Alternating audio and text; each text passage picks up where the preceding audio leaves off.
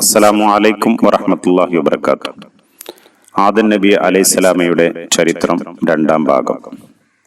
അസ്രായിൽ അലൈഹിസ്സലാം ഭൂമിയുടെ സമ്മതം ചോദിക്കാതെ എടുത്ത പ്രസ്തുത മണ്ണ് അള്ളാഹുവിന്റെ സന്നിധിയിൽ വെച്ചത് കാരണം അതിന് പ്രത്യേകമായ ഒരു ഔന്നിത്യമുണ്ടായി.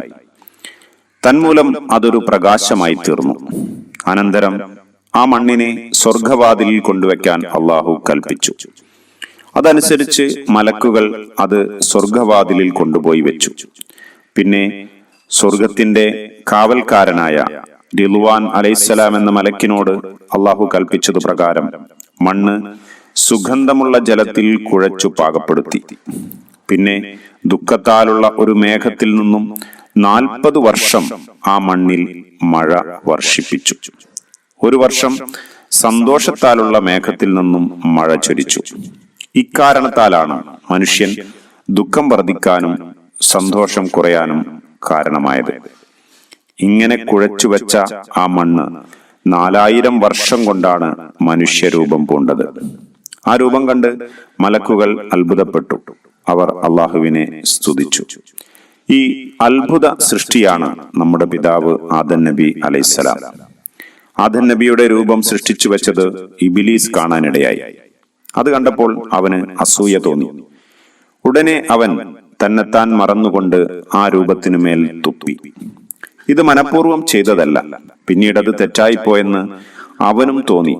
ഉടനെ അവനത് തുടച്ചു വൃത്തിയാക്കുകയും ചെയ്തു. എന്നാൽ അള്ളാഹു അവൻ തുപ്പിയ സ്ഥലം ആദം നബി അലൈഹിസ്സലാമയുടെ ശരീരത്തിൽ നിന്നും ചൂഴ്ന്നു കളഞ്ഞു. ഈ ഭാഗമാണ് പൊക്കിൽ കൊടി. ആദം നബി അലൈഹിസ്സലാമയുടെ മൂലശരീരം പടച്ചു വെച്ചത് കണ്ട ഇബ്ലീസിന്റെ ഹൃദയം നടുങ്ങിപ്പോയി. അതിനെന്തെങ്കിലും ഒരു കുറ്റം കണ്ടുപിടിക്കാൻ അവൻ ശ്രമിച്ചുകൊണ്ടേയിരുന്നു. പക്ഷേ സാധിച്ചില്ല. ഇബ്ലീസ് അന്ന് പിഴച്ചുപോയിട്ടില്ല. അള്ളാഹുവിന്റെ കൽപ്പന മുറപ്രകാരം അനുഷ്ഠിച്ചു ജീവിക്കുന്ന കാലഘട്ടമായിരുന്നു അത്. പിന്നീടാണ് അവൻ അള്ളാഹുവിന്റെ ശത്രുവായി തീർന്നത്. അതിന് കാരണം ആദം നബി അലൈഹിസ്സലാമയോടുള്ള അസൂയയും അഹങ്കാരവുമായിരുന്നു. ആദം നബി അലൈഹിസ്സലാമിനെ സൃഷ്ടിക്കാനുള്ള മണ്ണ് എവിടെ നിന്നാണ് ലഭിച്ചത് എന്ന് ഇബ്ലീസ് ജിബ്രീൽ അലൈഹിസ്സലാം എന്ന മലക്കിനോട് ചോദിച്ചു. മലക്കുകളുടെ കൂട്ടത്തിലായിരുന്നു അന്ന് ഇബ്ലീസ് ജീവിച്ചിരുന്നത്. അന്ന് അവൻ മലക്കുകളുടെ ഗുരുനാഥൻ കൂടിയായിരുന്നു. അന്ന് അവന്റെ പേര് അസാസീൽ എന്നായിരുന്നു. പിന്നീട് പിഴച്ചു പോയപ്പോഴാണ് ഇബ്ലീസ് എന്ന പേര് വന്നത്. ജിബ്രീൽ അലൈഹിസ്സലാം ഇബ്ലീസിനോട് ആദമിനെ പടക്കാൻ മണ്ണെടുത്ത സ്ഥലങ്ങൾ പറഞ്ഞു കൊടുത്തു. ജിബ്രീൽ അലൈഹിസ്സലാം പറഞ്ഞ സ്ഥലങ്ങളിൽ ഇബ്ലീസ് ചെന്നു നോക്കി. ആദം അലൈഹിസ്സലാമയെ പടക്കാൻ മണ്ണെടുത്ത സ്ഥലങ്ങളിൽ നിന്നെല്ലാം അള്ളാഹുവിന് സ്തുതി കീർത്തനങ്ങൾ മുഴങ്ങുന്നുണ്ടായിരുന്നു. അതുകൂടി കേട്ടപ്പോൾ ഇബ്ലീസിനെ പരിഭ്രാന്തിയായി. തന്നെക്കാൾ ഉന്നതമായ സൃഷ്ടിയാണവൻ എന്നവന് ബോധ്യമായി. ഇതവന് സഹിക്കാൻ കഴിഞ്ഞില്ല. വീണ്ടും അവൻ ആദമിന്റെ രൂപമുണ്ടാക്കിയ സ്ഥലത്ത് ചെന്ന് അവൻ അതിന്മേലൊന്ന് മേടി നോക്കി, തട്ടി നോക്കി. ചെമ്പിന്മേൽ മുട്ടുന്ന ശബ്ദം കേട്ടു. ഇത് ഉള്ളു പൊള്ളയാണല്ലോ എന്നവൻ മലക്കുകളോട് പറഞ്ഞു. അപ്പോൾ മലക്കുകൾ പറഞ്ഞു, അതിന് ഞരമ്പുകളും രക്തവും മാംസവും മജ്ജയുമെല്ലാം ഉണ്ടാവുകയും ആത്മാവ് അതിൽ സ്ഥാപിക്കപ്പെടുകയും ചെയ്താൽ അതിന്റെ പൊള്ളത്തരം അപ്രത്യക്ഷമാകും. റൂഹ് പിന്നീട് അതിനെ വിട്ടുപിരിഞ്ഞാൽ വീണ്ടും പൊള്ളയാകും. പക്ഷേ ചില ആത്മാക്കൾ ശരീരത്തിലിരുന്ന് കൊഴുത്തു തടിക്കും. അപ്പോൾ ശരീരം ശോഷിച്ച് എല്ലും തൊലിയും മാത്രമാകും.